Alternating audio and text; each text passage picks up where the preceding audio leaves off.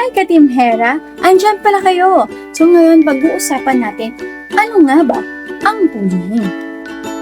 Ang bullying ay isang gawain na paulit-ulit o malubha na paraan ng pananakit o pang-aapi.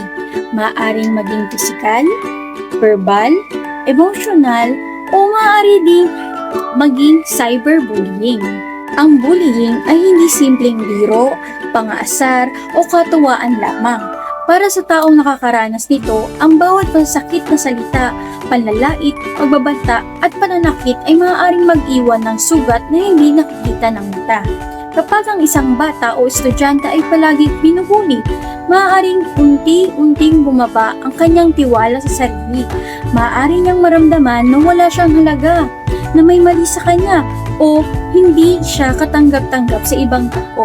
Dahil dito, maaaring mawalan siya ng gana sa pag-aaral, matakot pumasok sa paaralan, umiwas sa mga kaibigan, o mapiliin na mapag-isa.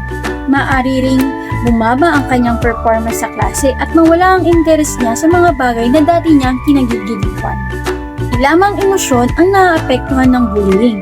Maaari rin itong magdulot ng matinding stress, takot, problema sa pagtulog, kawalan ng gana kumain at iba pang mga problemang nakakaapekto sa pang-araw-araw na buhay. Hindi natin alam kung ano ang pinagdadaanan ng isang tao sa araw-araw.